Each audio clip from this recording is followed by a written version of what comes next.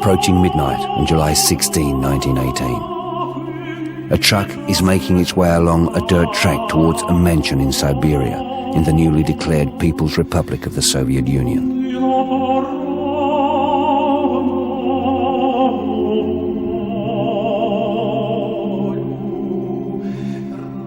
Despite the fact the truck is behind schedule, it's crawling along at a snail's pace.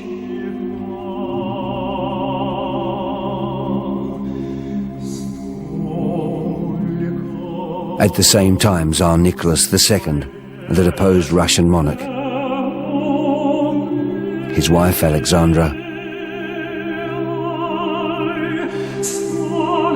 his son and heir Alexei, his 4 daughters, the Grand Duchess Tatiana, the Grand Duchess Olga, and the Grand Duchesses Maria and Anastasia, and their entourage are entering a dingy cellar in the same mansion.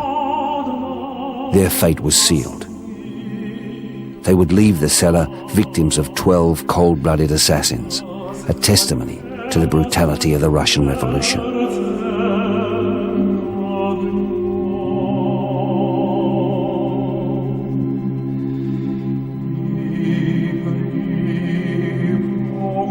Since that day, a mystery has surrounded one of the Tsar's daughters. Popular belief has it that it was the youngest daughter, Anastasia, who survived the assassination.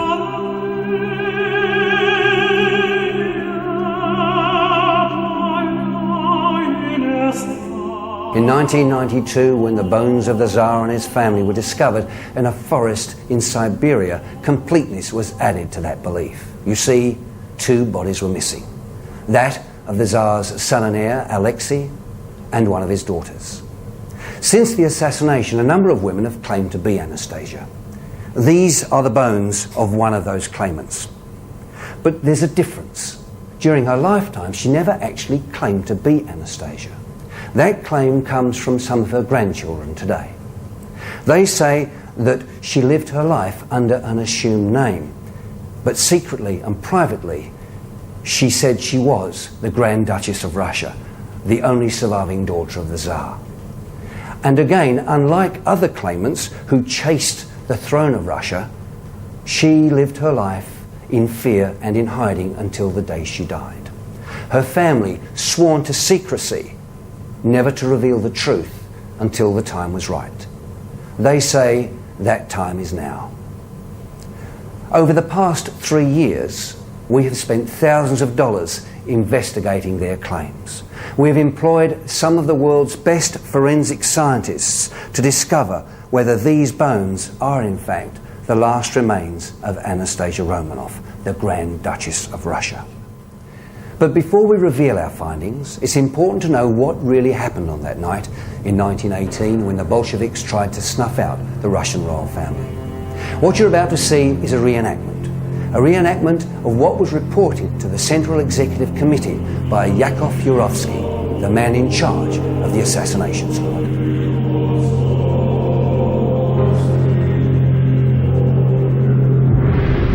According to Yurovsky, the Tsar and his family were ushered into the cellar under the pretext that fighting was breaking out nearby and that the royal family had been taken into the cellar for their own good.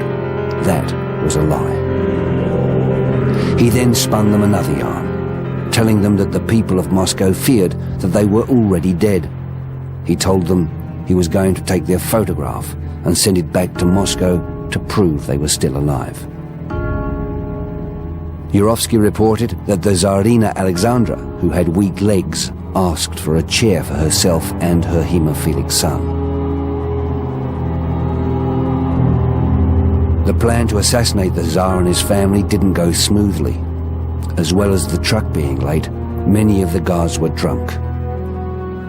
12 men, including 6 Latvians, had been selected to murder the emperor and his family. Each of the 12 men had been given specific targets. Several of the Latvians refused to kill the young girls. Replacement killers were found. Inside the small cellar, the imperial family were being prepared for the bogus photographic session. Instead of a photographer, in marched Yurovsky's 12 gunmen.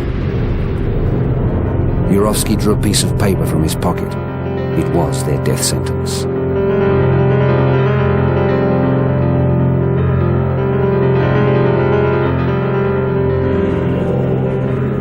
It read, "In view of the fact your relatives are continuing their attack on Soviet Russia, the Ural Executive Committee has decided to execute you." Those were the last words the Tsar heard.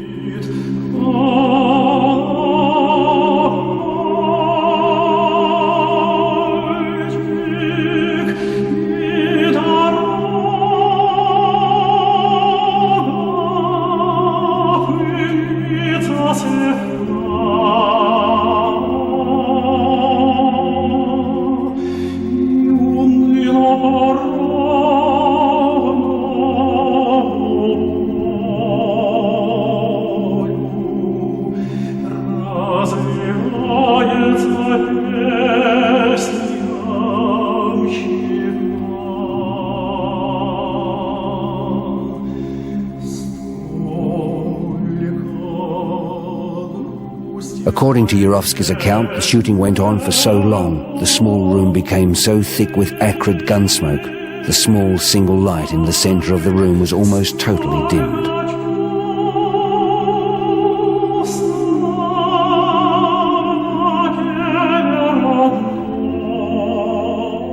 At last, the firing ceased.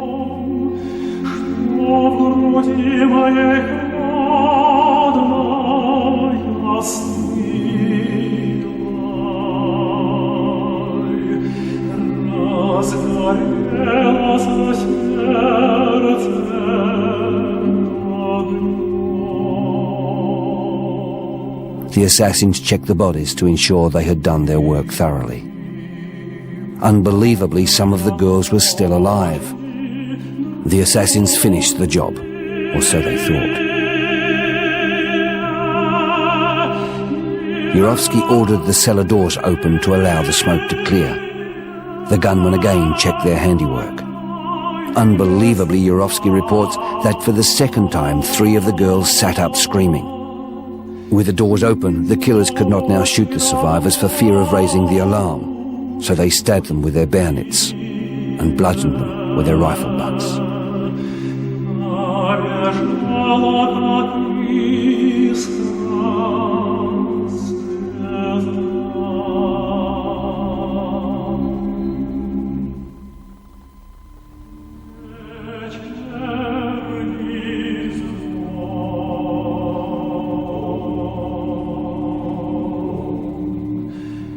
The bodies were wrapped in the royal family's own bed linen and taken out to the truck for disposal.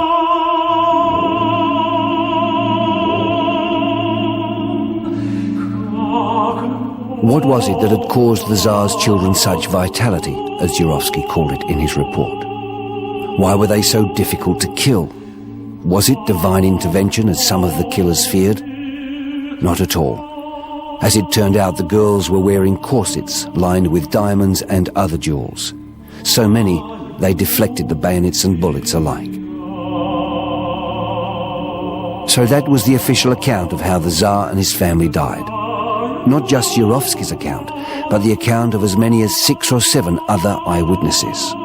All sufficiently different, and all sufficiently the same to make it believable. Believable, that is, until it comes to the burial of the royal family in the forest close to Ekaterinburg. As we have already said, mysteriously, the bodies of 2 of the Tsar's children were missing.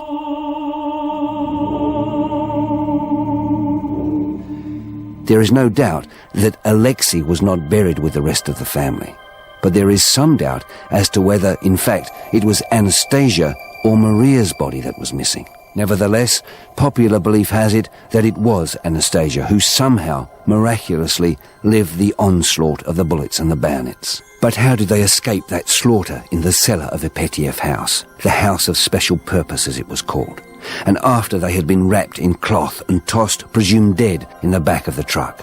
As for Alexei, the youngest of the royal family, his fate is not for this program. With regard to Anastasia, the tales are many and long. The most notorious being that of Anna Anderson. For many years, in fact for nearly half a century, this woman claimed to be Anastasia. Her story is well known. But in the early 1990s, DNA testing proved conclusively that she was not Anastasia Romanov. So what happened to that missing girl presumed to be Anastasia? How was she rescued? And what was the eventual fate of that pretty teenager who witnessed her whole family mercilessly gunned down before her very eyes? Where did she escape to? And how did she live out her life? Could the answer be tied up with these two men? Could this be Anastasia Romanoff in her early 20s? Is this her husband? And are these her children?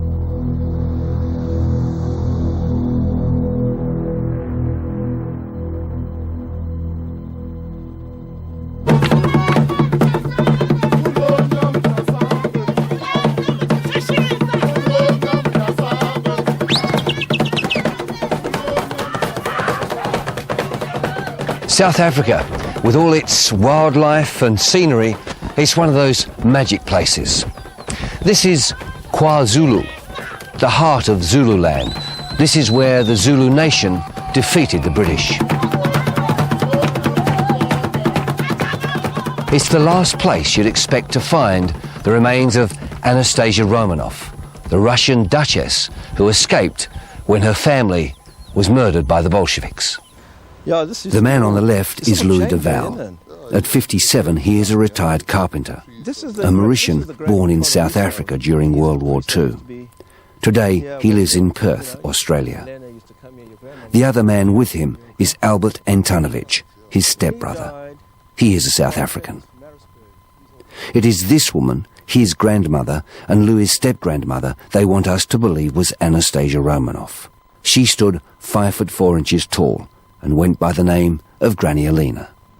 You know, my grandmother was always saying that she was a duchess.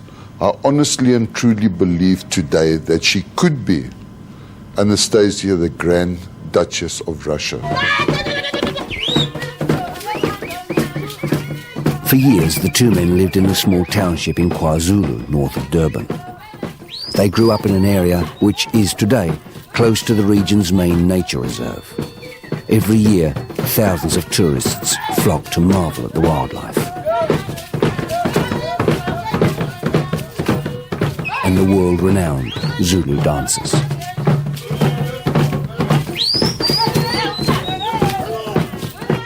The two men are stepbrothers because Louis' mother and Albert's father lived together until Albert's father died. Years later, Louis and his mother immigrated to Australia. But in 1996, Louis returned to South Africa and was reunited with his stepbrother. The pair had a quest to fulfill.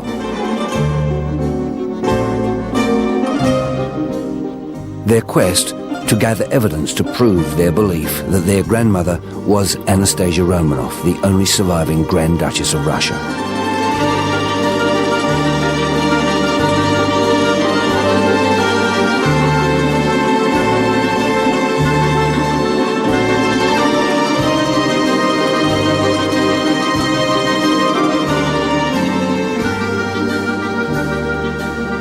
There was a photograph of her that I can remember. I think it was her parents. She did say, that is my family with a lot of people, but I can't remember details. Oh, this is our old house, isn't it? As the two men revisit their childhood homes, they remember what it was like back in the old days. Not the good old days, because back then they lived in fear. In fear of the racist apartheid system, which said because their parents were different colours, they couldn't be married. Therefore, by living together, they were breaking the law. But they say their grandmother lived in fear of a different kind. In fear of discovery. In fear of being kidnapped. In fear of assassination. But it's all stories, you know, it's shh, don't tell anybody, you know. She lived in fear of a forgotten princess in exile. The reason that she wanted to keep it a secret, Michael, first of all, that she had stressed that she escaped from the revolution, and she was always afraid of the KGB. You know, she always used to say, but Albert, you know, you must be careful, the police, you know. If they come, they're going to take me away, and they'll kill me.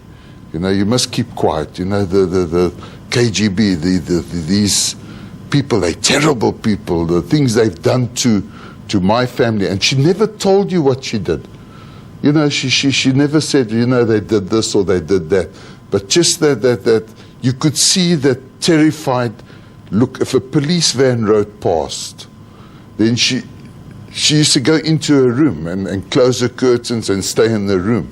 If there were strangers coming to the house, exactly the same thing. She would go into her room and close her room. She wouldn't come out. Well, this is the house we sold in '64, you know, before we moved to Red Hill. This is our old place. Anyone at home? Is anyone home? The memories flooded back to Albert and Louis as they visited their old homes. Mr. Siffel, do you remember me? Oh, gee, it's lovely to see you again. This is Albert. And, of course, where we're standing here is the entrance of our lounge. This would be the kitchen. The kitchen, which was now converted into the bathroom. This was my grandmother's room. Do you remember that photo that used to be on this wall here? That's right, Louis. That's when she was dressed in that national uniform. Yes, outfit of hers. But that photograph is long gone. These photographs are the only remaining photos of Granny Elena. This is the only one of her as a young woman with her family. The rest, according to Albert, were destroyed in a flood. Her husband was known as Frank. He used to run a blacksmith shop with Louis's maternal grandfather. Frank died in 1945 and was buried here in Impangeni. Little is known of this man, save that he was 37 years older than his wife Elena. A huge gap, even by today's liberal standards. It's in another graveyard that Louis first came to know Granny Elena. In April of 1954, was when my grandfather passed away in Verulam. And Helena Antonovich attended the funeral. She was all dressed up in black. And that's the first time that I really had a direct contact with her, because she had her arms around me and consoling me the death of my grandfather. Louis's mother had known Elena for some years, and after the funeral renewed the acquaintance and became friendly with Elena's son. It was after this that they moved in together. Every time we came Louis, whose own father died some years before, now found himself with a new stepfather, step-grandmother and stepbrother called Albert. All the grass out. That's going back about 4 years ago. That's right. Yeah. Albert was a huge man, towering more than 6 foot 4 inches. A big lad to be the grandson of 5 foot 3 or 4 inch grandparents. Everything in her will was left to her grandchildren, and they weren't allowed to sell the house or the farm or anything. Perhaps a clue to just what may have happened so many years earlier. Albert had leukemia and died in 1997. Dining room, you know, you could fit 26 people or something on the table. It was fantastic atmosphere. Albert knew he was dying and was grateful of the chance to revisit his childhood homes with Louis and to begin the long road of trying to piece together their grandmother's stories. The process to discover the truth, though he knew he'd never finish it. I feel it will bring the Russian nation together. Peace. It could bring them together.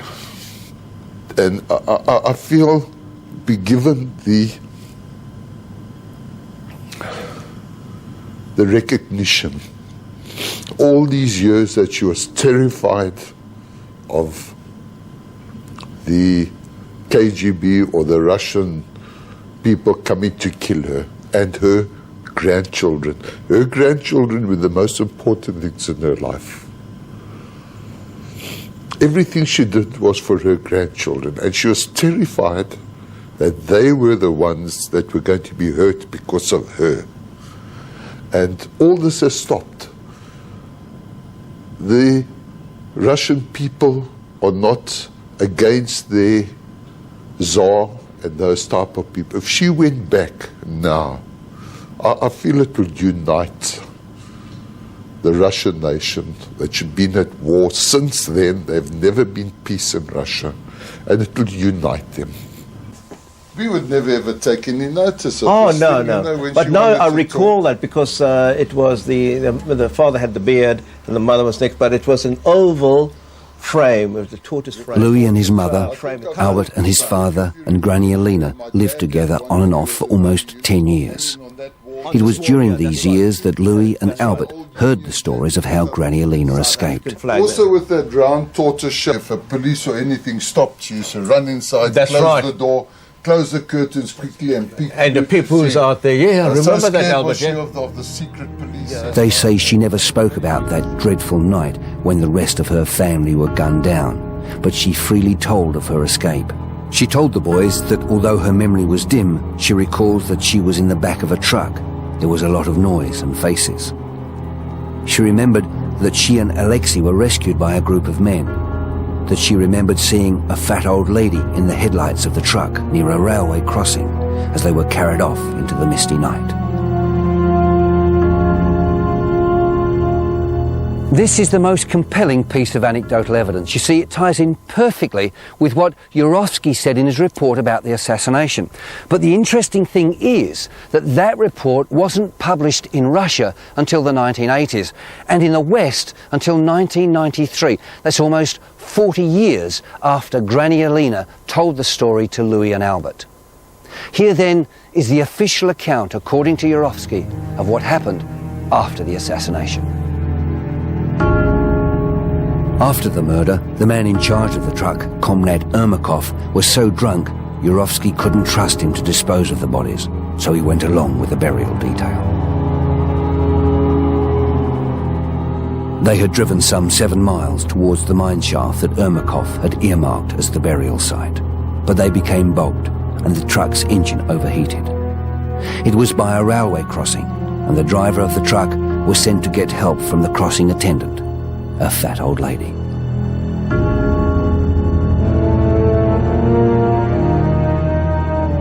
While the driver was getting water for the overheated engine, Yurovsky and the drunken Ermakov went off into the woods to find the troops who were supposed to meet the death truck to help bury its gruesome cargo.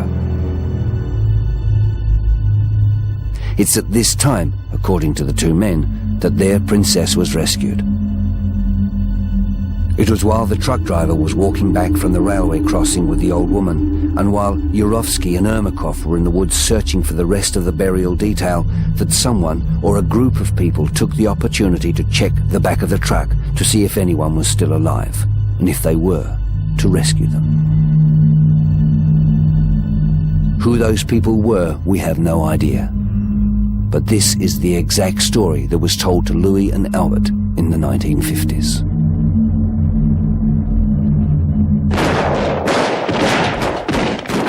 So how did she escape the revolutionaries to make her way to South Africa? And how did she survive the harsh political environment in South Africa? And how did she become to be buried in an unmarked grave in a township in KwaZulu, just outside Durban?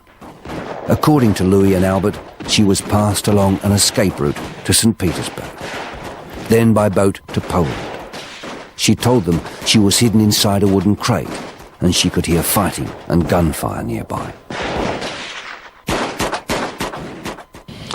She was actually a stowaway on the ship, and as the ship was leaving the harbour, they were fighting. There was fighting on the ship, and these peasants were being thrown overboard, you know, trying to get to these the royalty and of course the upper class that were escaping. They didn't want anybody to escape. There are unconfirmed reports from Poland of Anastasia's nighttime arrival.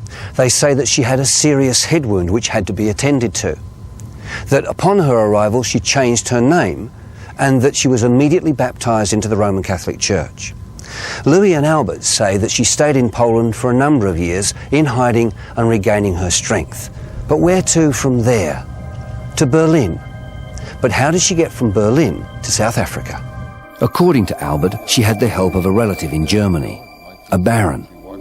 The identity of the baron is still a mystery, but we mustn't forget that Anastasia's mother, the Tsarina Alexandra, was in fact the granddaughter of Queen Victoria. Therefore, Anastasia would have had aunts and uncles in Germany who would have doubtlessly jumped to her aid. So according to Albert and Louis, the Baron arranged false identity for Anastasia. But the two men know nothing more, leaving many questions still unanswered. Was Frank really her husband, or was this all part of the ruse to aid her escape? Remember, he was 37 years her senior. Could he have been a Cossack bodyguard? Maybe even this man, one of the Imperial Guards.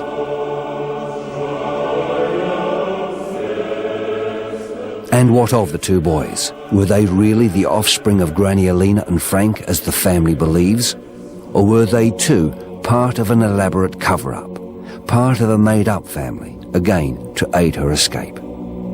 Unfortunately, there are no reliable records available to prove this theory one way or the other. Frank died in 1945. So did part of the truth to this tale. Grandmaeena, or the Grand Duchess, lived on, and so did her mystery. But the time has come to put these men's claim to the test, which is exactly what they want.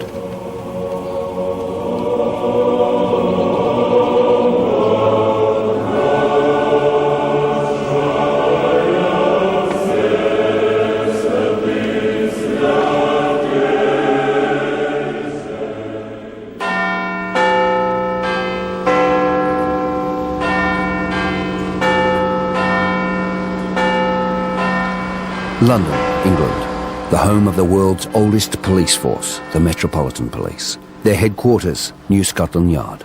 Every year they investigate thousands of mysteries. Missing persons, kidnappings, murders.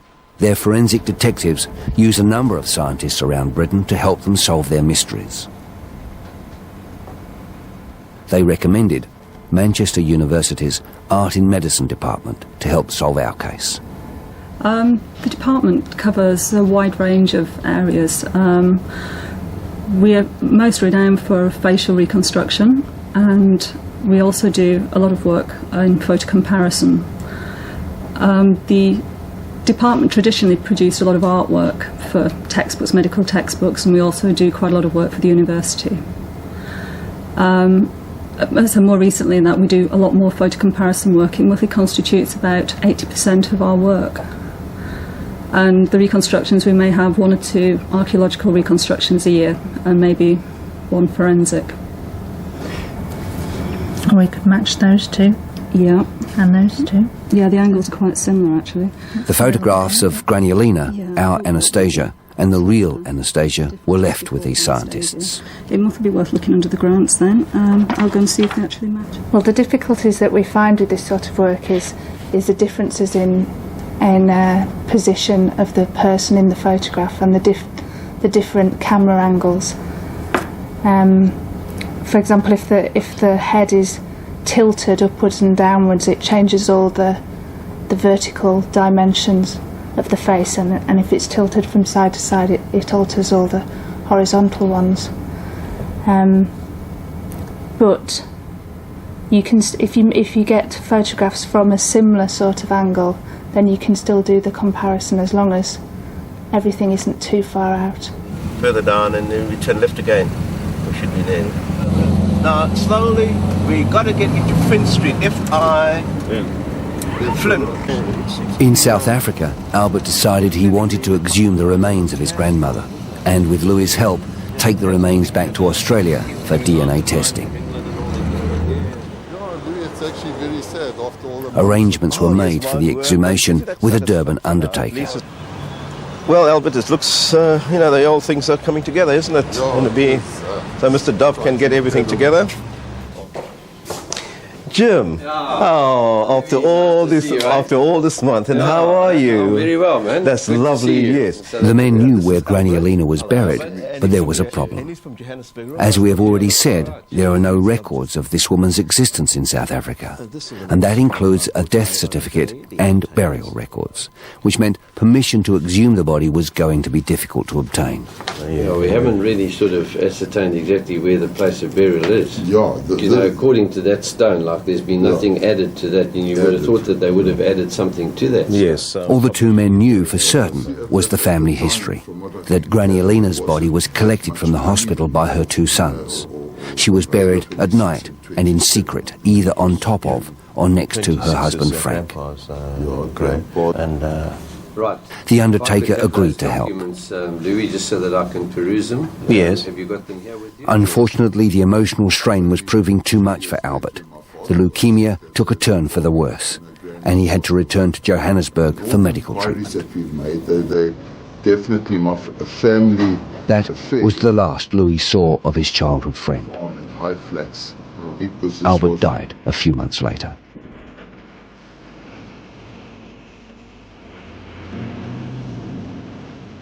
Louis was left to carry the flame alone.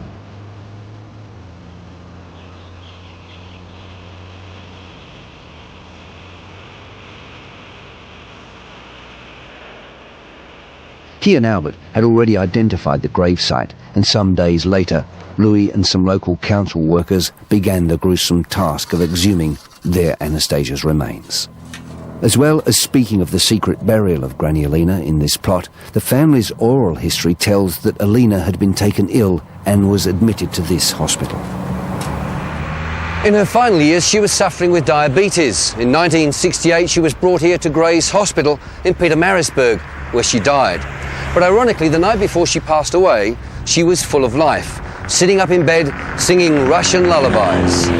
The next day, she died of a heart attack. Again, however, there are no records remaining of her admittance or of her death. At the gravesite, the exhumation seemed to be going well. The family story tells, even after her death, the secrecy continued. Family tradition says that the old lady was secretly buried in this plot by her two sons. However, local council records show that all that's buried here is her husband and a stillborn child. Standing by the gravesite, it's not difficult to imagine what it was like here in 1969 when, in the dead of night, Alina's two sons, believing their mother to be the Grand Duchess of Russia and wanted by the KGB, secretly buried her with Frank, her husband, and her bodyguard.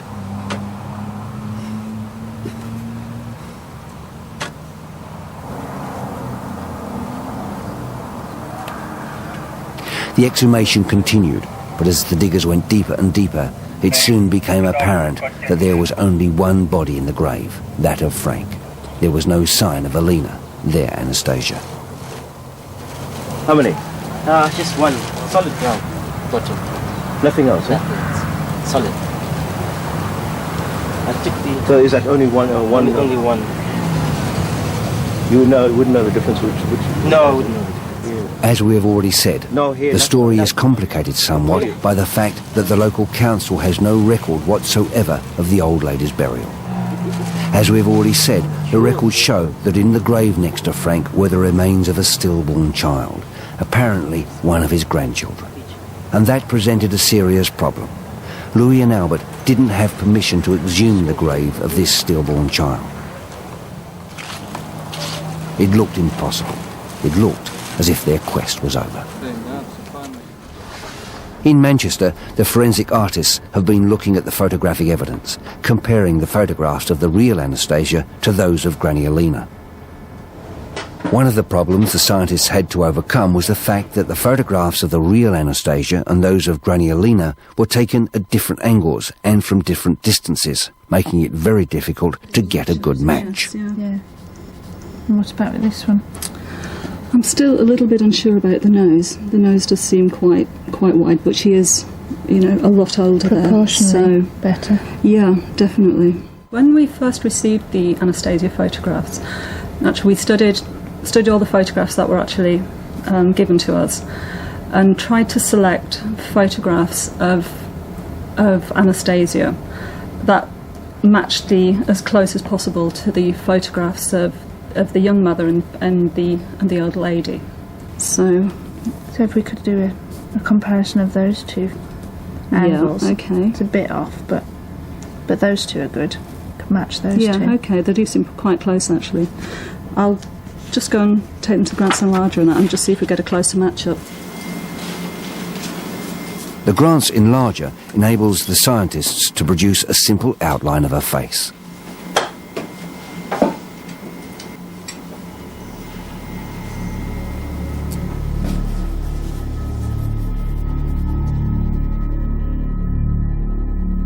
In our case, they were able to increase the size of the real Anastasia's face to match the face of Grandmaeena. But before they did that, they first compared the face of the young Grandmaeena with that of the old Grandmaeena to make sure that they matched, and in fact they were the same person. You'll put the photograph of one underneath on the flatbed, and then you can take a tracing of that.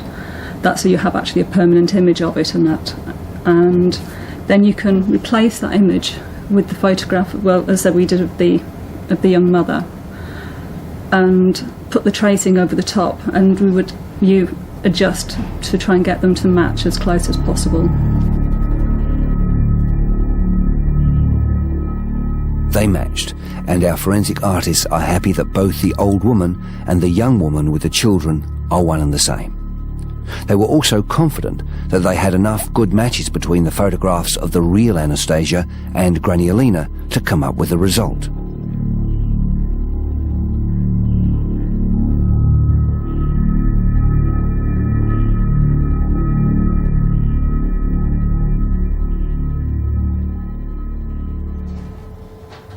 And while the forensic artists at Manchester University continued their scientific investigations, back at the graveside there was some good news. As if by a miracle, permission was given to exhume the grave of the stillborn child next to Frank's grave. There was one very strict condition. If any remains of a child were found, then the exhumation was to cease immediately. It was a tense time. As the African diggers drove their spades into the rich red earth, it soon became apparent that the grave was a full-size grave. Is there a casket down there? Yeah, you should get the skeleton and the remains. It was not a half-size grave, as you'd expect if a child was buried there. The diggers continued. Down and down they went, deeper and deeper.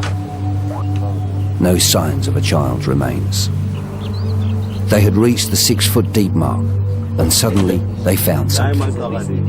It was the body of an adult.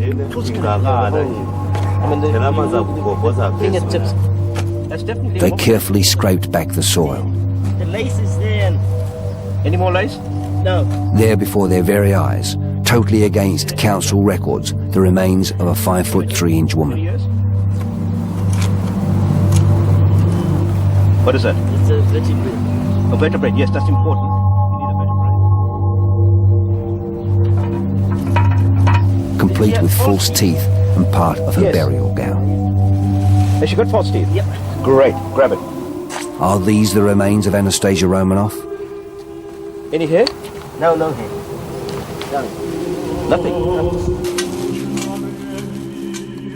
After all these years, could at last the mystery be solved? There was only one way to be sure, and that was to get these remains back to Australia and analyse this person's DNA.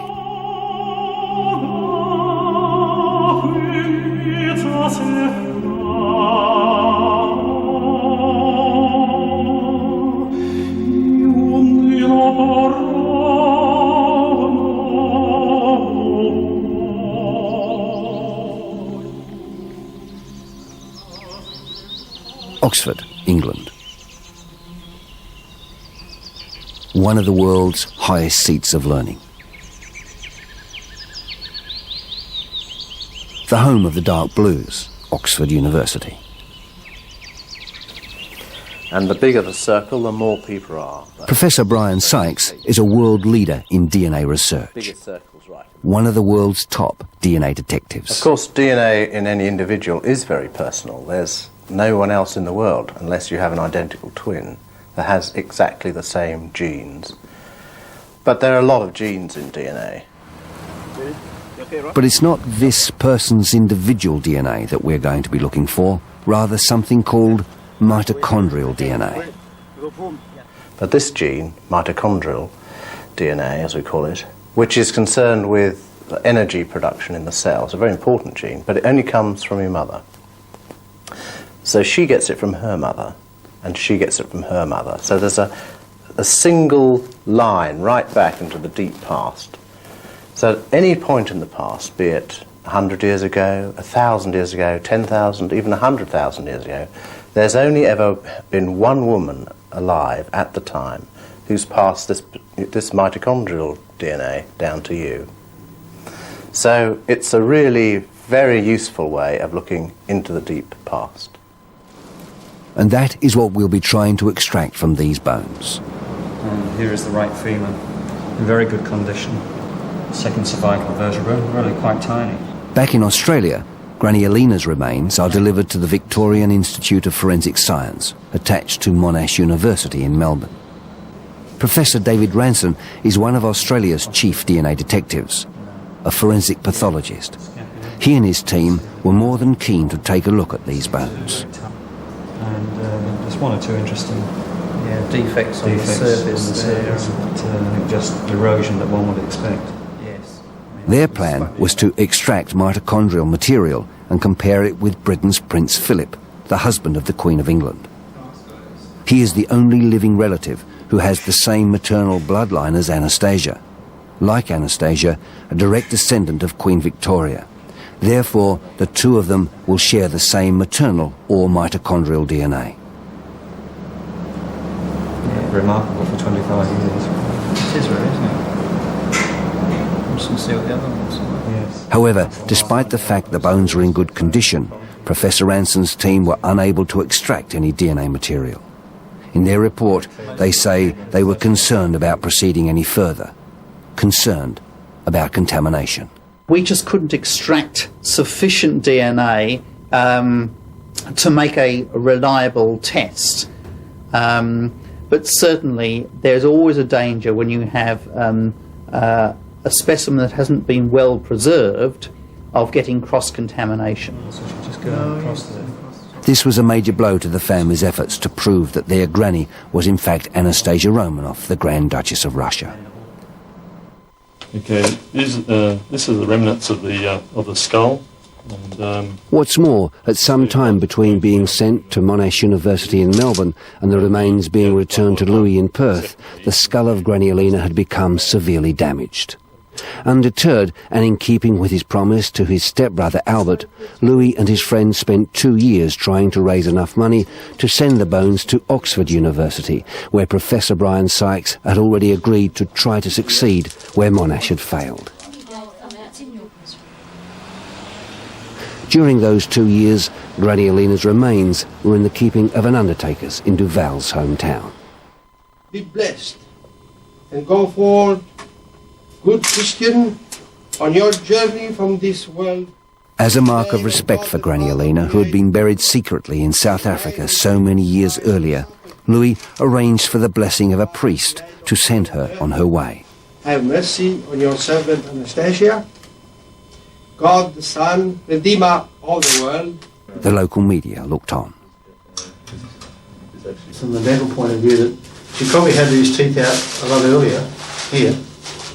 I think we need to actually see it. Forensic dentist Dr. Stephen Knotts and forensic scientist Laurie Webb agreed to oversee the packing of the remains for the trip to Oxford.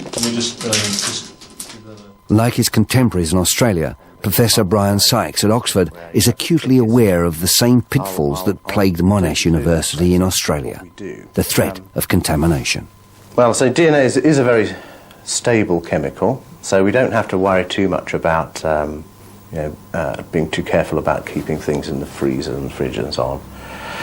What we must avoid is getting any contamination of the bone from the environment.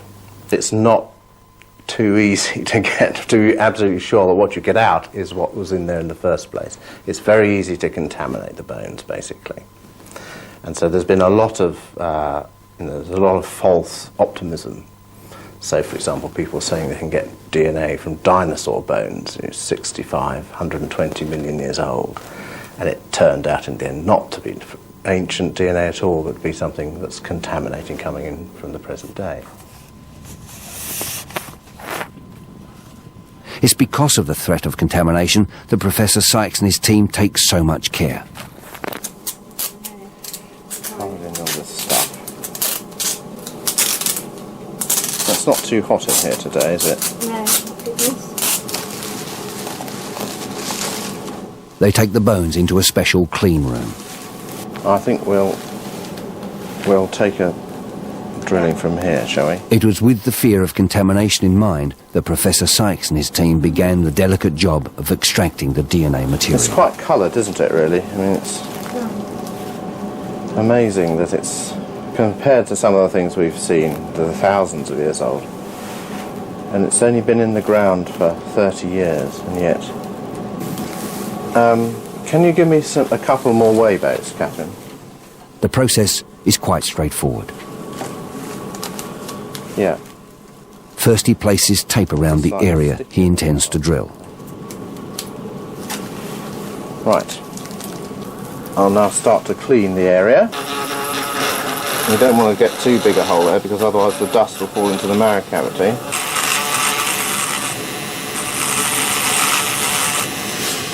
Can you smell that smell of burning? Yeah. There's a slight smell of burning over here, which is always a good sign, because it smells like when you burn your hair, you know? And it's the protein, that's right. So we abrade the surface, get rid of the surface material, and then work on the inside of the bone, usually a femur or something where there's a lot of dense bone, which seems to preserve the DNA best of all. So we take that out, and then we'll get rid of the mineral. And we can see that it really is very fragile, and this perhaps explains why it has broken into many separate pieces. While Professor Sykes and his team begin the delicate process of hopefully extracting some DNA material, we have enlisted the help of another forensic scientist. Here we have a small fragment of the palate, the top of the mouth. Professor Andrew Chamberlain. But it's really Professor Chamberlain is a forensic anthropologist who specialises in part of archaeology. the cranial vault. It's a piece of the frontal. You can just see the crest running up here forwards. In fact, he featured in the BBC TV series Meet the Ancestors. More specifically, he helped identify the Wharfden woman. Process here. Because we have some fresh breakage lines along here, I'm hoping to identify the pieces of bone which fit onto those, and I'll be able to attach them and hopefully build the skull forward. We have asked him to reconstruct the skull of Grandmaeena, put a face on her, and determine whether it could be Anastasia Romanoff. The techniques we're going to use on this skull are having reconstructed the face as best we can, and having taken a photograph of that reconstruction, I'm then going to use forensic methods to indicate where the soft tissue features of the face, the eyes, the nose and the mouth would have been positioned, using the skull or the image of the skull as a kind of framework to place these soft tissue features back on to a drawing of the face.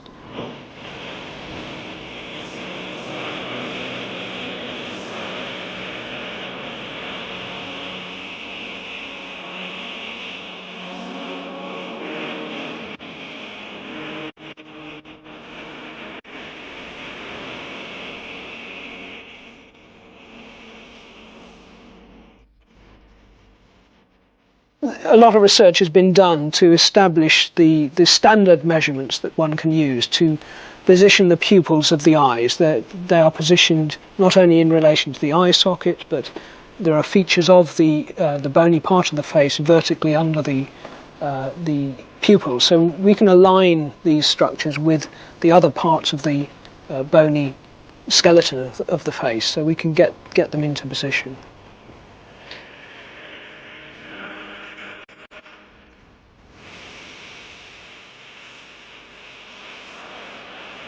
Using the position of the eyes as a sort of baseline, we're looking at the distance from the level of the eyes to the nose, the size of the nose in relation to the rest of the face, and then moving downwards, the position of the mouth in relation to the nose and to the eyes. This is the important region of the face as far as facial recognition is concerned. When we distinguish between people with different faces, what we're talking about is, to a large extent, the relative positions of the eyes, the eyebrows above the eyes, the nose and the mouth. And as I get towards the centre, it's becoming even softer. Now I'm just breaking into the marrow cavity. Back in Oxford, Professor Sykes is making progress. I was quite optimistic, having seen how good the bone was when I drilled into it. I didn't like the look of it when I first saw it, but when I drilled into the bone, it was clearly pretty solid. Okay, so I would say we've got about 100 milligrams, so maybe a bit less, but that should be enough. It should be enough. It should be enough. That's good. It's good. It's good solid stuff. It's not powdery really. It's good. You can see how it's turning round, and it's a nice powder. It's perfectly good to extract straight from that without having to do any more. Now the material is placed in a centrifuge overnight.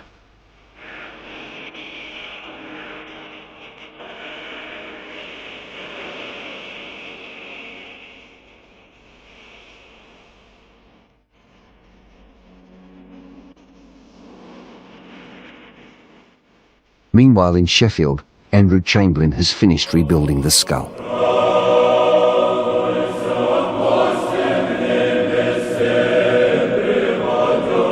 So what I'll be doing is I'll be estimating on the skull where the eyes and the nose were located, and I will then mark in on an overlay on the computer screen the position of the eyes and the pupils at the centre of the eyes, the position of the nose.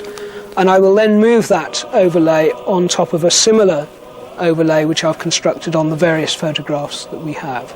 And I'll be able to move the outline drawing of the skull around to see which face, if any, it best matches. We will start by establishing a baseline by comparing the different pictures of Anastasia with herself. That gives us an idea of the amount of error that is just in comparing two different photos of the same person. We'll then make the comparisons between the real Anastasia, if you like, and the person who we think might have been Anastasia in later life. So we'll be able to compare those different faces. So you've got this angle of the jaw, which seems quite similar. And what about with this, the older?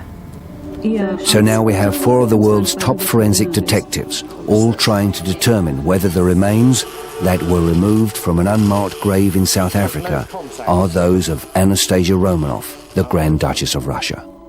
If they are, then one of the 20th century's greatest mysteries will have been solved. If they're not, then Louis and Albert's quest will have been for naught.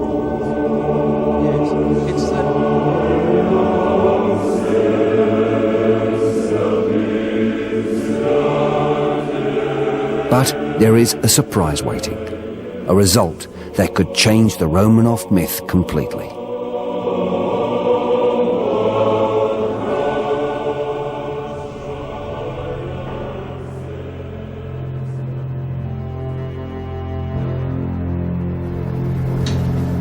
There is some good news and some bad news on the way from Manchester University. After establishing that the older woman and the woman with the young family are one and the same, the team from Manchester University began the painstaking task of comparing the photographs with those of the real Anastasia.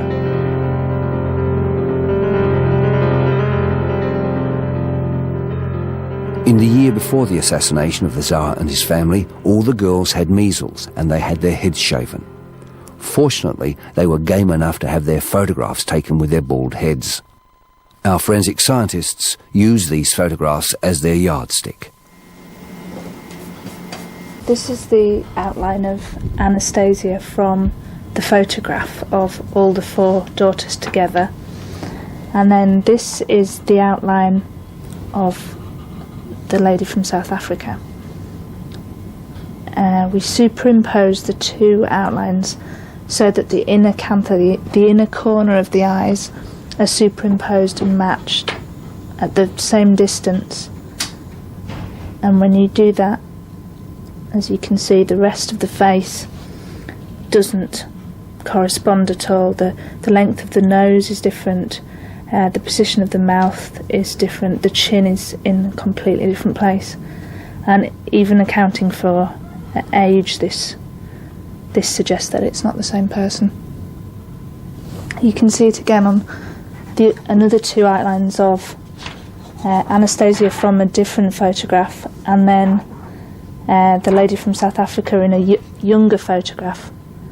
When the inner canthae are matched up, as you can see, the faces are completely different sizes, which suggests that Anastasia had a wider distance between the inner canthae than the woman in the photograph.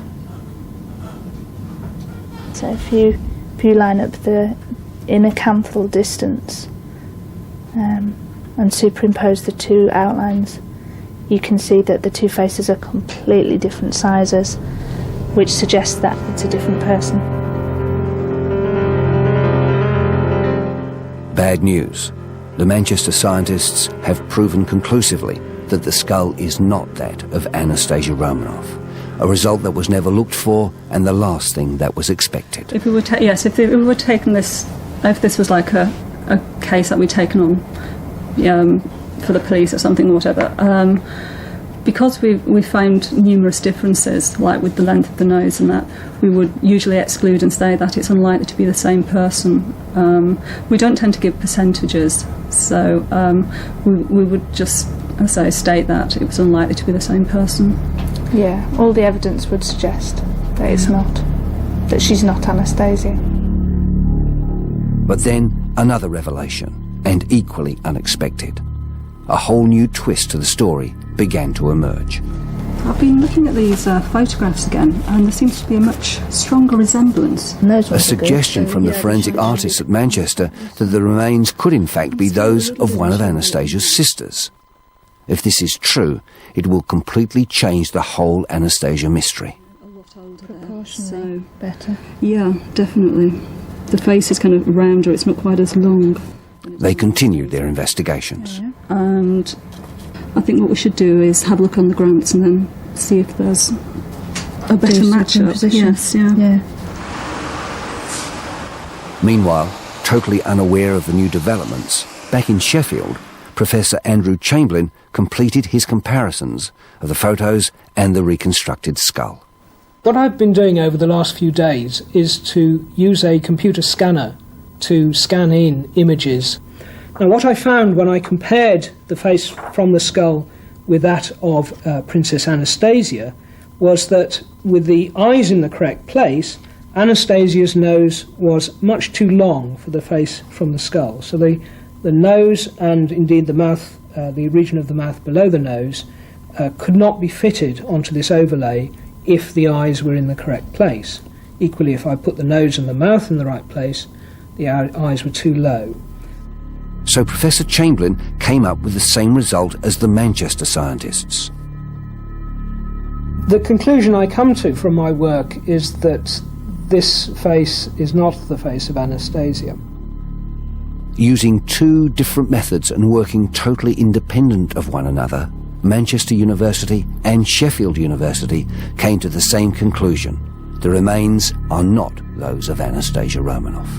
But again, like Manchester, Professor Chamberlain declares there is a strong family resemblance and suggests that the remains could in fact be those of one of Anastasia's sisters. But which sister? There seems to be a much stronger resemblance, proportion-wise, between Maria than with Anastasia. Anastasia was just 17 when the family was murdered. The sister closest to her age was Maria.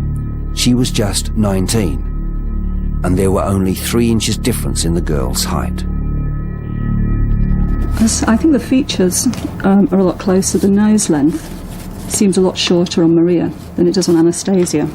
Oh, yeah. And the width of the face as well. The width of the face, yeah. It's, as I said, you've got this angle of the jaw, which seems quite similar.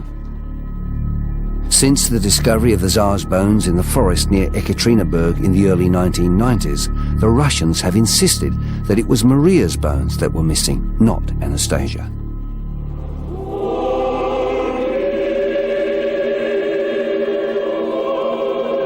In fact, at their funeral in July 1998, the Russian authorities said it was Olga, Tatjana and Anastasia's remains that were buried along with the Tsar and Tsarina, and not Maria's.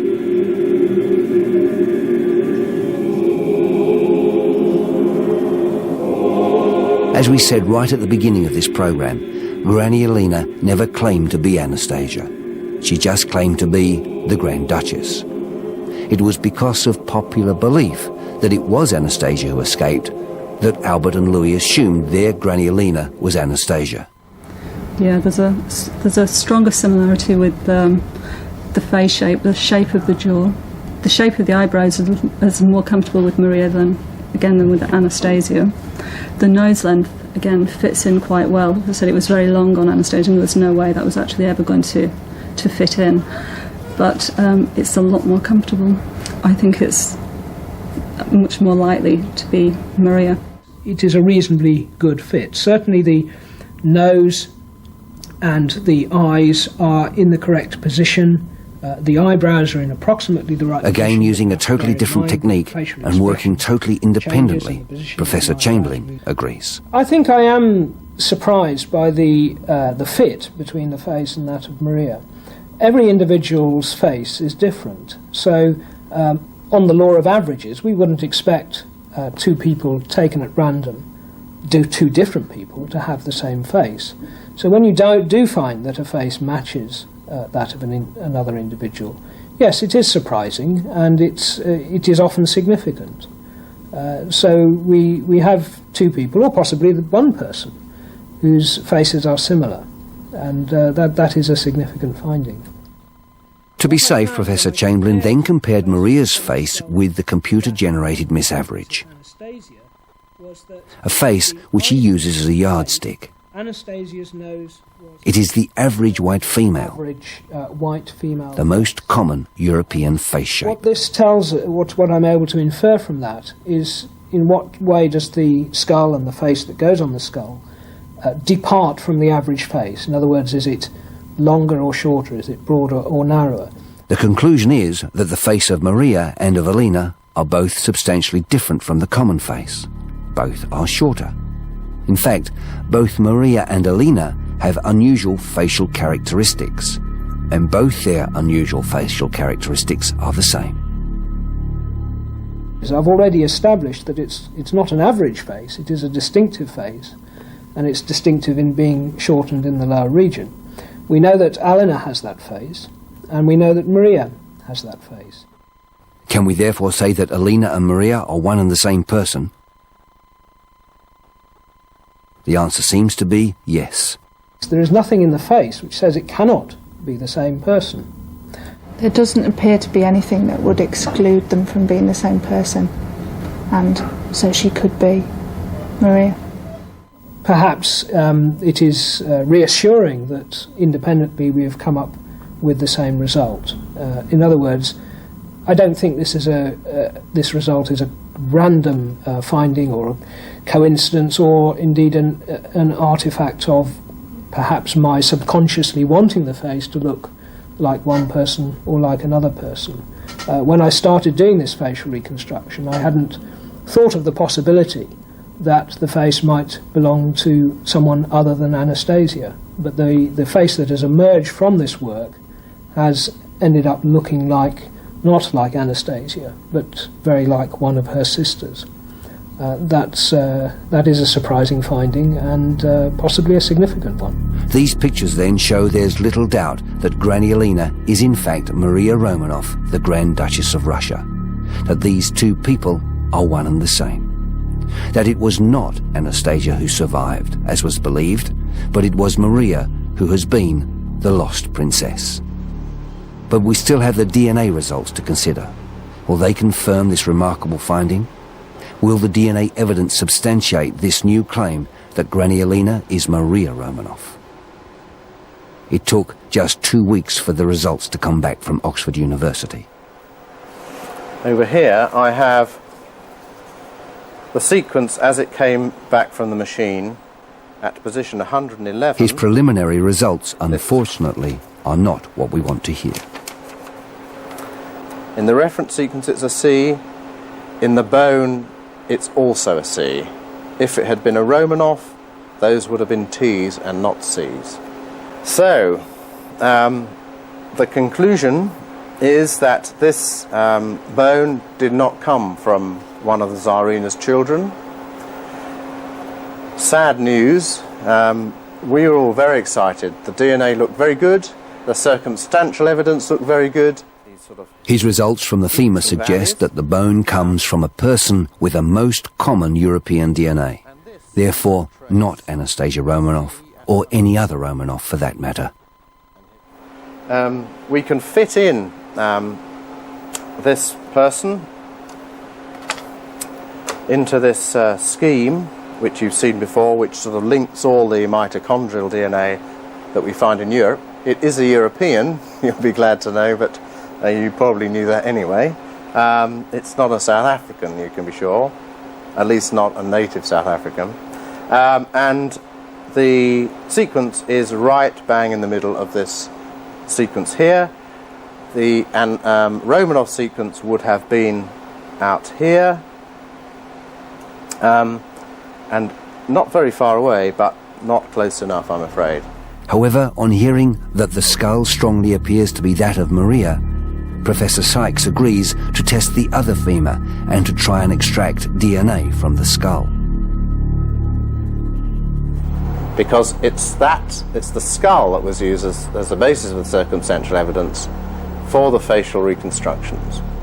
And that's what we'll try and do. I mean, we've done skull a few times, but it's not something that curators like to let us get our hands on, to be honest. And it's not so good as the femur. But if the femur's from another body, then we'll do it on the skull. The results from those tests are as astonishing as the suggestion that the skull is that of Maria Romanov. The DNA analysis says the skull has a totally different DNA to that of the rest of the bones. So what is going on? We have one set of bones with two DNA sequences, neither of which are Romanov. There are a number of reasons why there are two different mitochondrial DNA sequences from the same skeleton. The first and most obvious is that there are two white women of the same age and the same height in the same grave. The video evidence speaks for itself. There was only one body in the grave. The next possibility is that one body was made up of two different women, the top half different from the bottom half. Something very suspicious must have gone on for that to be the case, especially as both women were the same age, the same height, and both European, especially in a predominantly black area of South Africa. Okay, so you're going to ring Jim up? Yep. Yes, and when will it be ready? The next explanation is that the undertakers in South Africa mixed up the bones. Again, very unlikely, as it draws a long bow to believe that the remains of two white women of the same age and same height that had been in the ground for the same length of time would have been exhumed and on the undertaker's slab together. Likewise in Melbourne, at the State Morgue, under the control of Monash University. It would be too much of a coincidence to believe that two white women of the same age and height that had been in the ground for the same period of time would be on the mortician's slab next to one another. Yes. As you said, the small asteroids and it's like portion here. That then leaves us with Oxford University. Again, the video evidence testifies to the fact that there was no mix-up of bones and that every precaution against modern contamination was taken by Oxford. So what is the reason for there being two mitochondrial results from the same body? Was it some form of contamination, or was there a mix-up of bones somewhere along the way? The most likely cause? The one thing all the DNA detectives feared: contamination. I think once you demonstrate there is a mixed result, it puts everything into doubt. Because once you've got an apparent intact skeleton with all the body parts or the bony parts in the correct sequence, therefore to all intents and purposes, one individual, unless you're going to postulate that something very unusual and potentially suspicious has occurred, like a head has been transplanted or something like that, then the finding of two different DNA types from that one individual raises the possibility of cross-contamination at some point. Now, if you've got cross-contamination at one point, you can have cross-contamination at a number of points. And therefore, you then need to know, well, if your DNA from your leg bone is of one type and your DNA from the skull or the contents of the skull is another type, either of them could be correct. Of course, there's another possibility, and that is that neither are correct, and they all relate to cross-contamination. That cross-contamination could be explained by the fact that the bones had laid in that damp South African grave for almost 30 years. Both Professor Sykes and Professor Ransom suggest that during that time, the original DNA could have leached away and been replaced by another DNA that had leached in from a neighbouring grave. In that case, we have no alternative but to discount the DNA results given to us by Oxford University and rely more on the results given to us by Sheffield and Manchester universities. Coupled these results to the stories told by Granny Alina to Louis and Albert about her rescue from the back of that truck, told 30 years before any publication of the official account of what happened, and you are left with just one conclusion: that it was Anastasia who died in the hail of bullets along with the rest of the imperial family, and that in fact it was Maria Romanov who survived and escaped, thereby totally changing history and the entire myth surrounding the riddle of Anastasia.